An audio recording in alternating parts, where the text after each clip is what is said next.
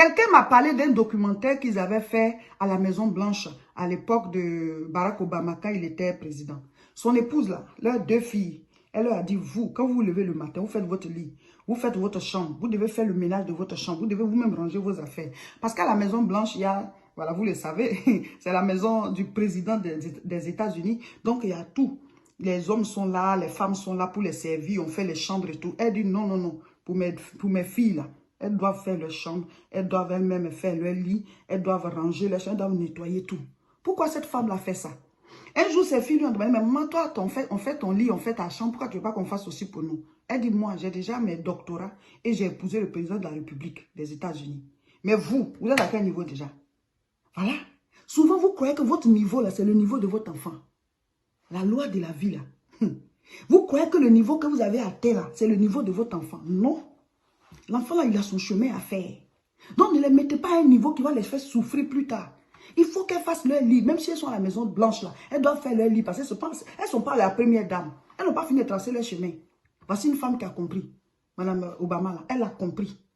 Michelle Obama. Vous voyez? De la même manière, souvent, ceux qui ont des servantes, qui ont des gardiens, des serviteurs, en tout cas chez eux, la manière dont toi tu parles à la servante là, ton enfant parle comme ça. C'est sa servante? Non, c'est ta servante à toi. Et toi aussi, il faut parler avec harmonie, avec une certaine douceur à tes serviteurs, à ceux qui travaillent pour toi. Toi aussi, tu travailles pour quelqu'un quelque part. C'est qu'on s'aime, c'est ce qui pousse. Hein. Mais souvent, vous laissez vos enfants leur crier dessus. Lui, il peut se payer une servante. Il n'a pas toi ton niveau, il est enfant. Il n'a pas encore tracé son chemin. Il n'a pas encore acquis son salaire à lui. Vous devez comprendre les lois de la vie. Donc, lui doit apprendre certaines choses jusqu'à arriver à ton niveau. Mais non, on met tout à leur disposition et demain, quand on ne sera pas là, comment les enfants vont s'en sortir? Comment ils vont s'en sortir avec les lois de la vie là? C'est ça. Donc, pensons à demain et éduquons nos enfants selon les principes de la parole de Dieu. Il y a des parents qui achètent des habits très chers à leurs enfants. Leurs habits, leurs chaussures, les appareils, leurs téléphones, quoi, tout est très, très, très cher.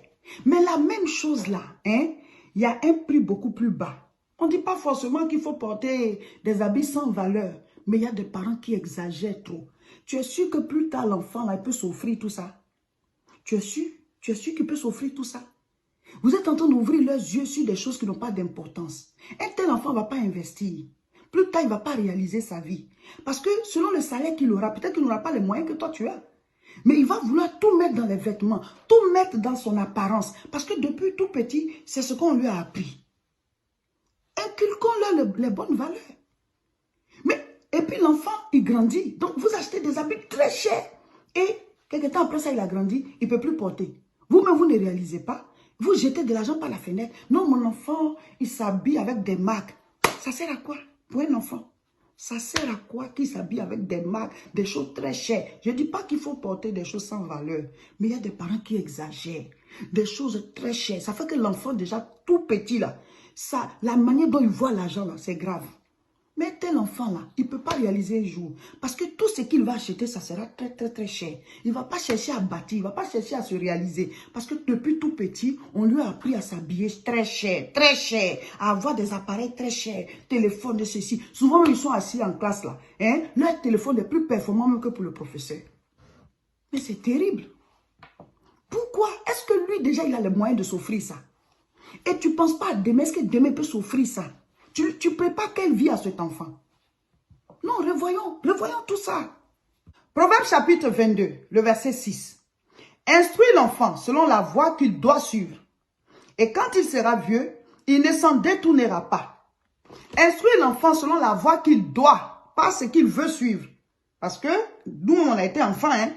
À un certain moment, comme tu ne connais pas la vie, il y a beaucoup de choses que tu ne sais pas, tu te dis que tel chemin est bon. Mais il faut quelqu'un pour te guider. C'est ça l'éducation.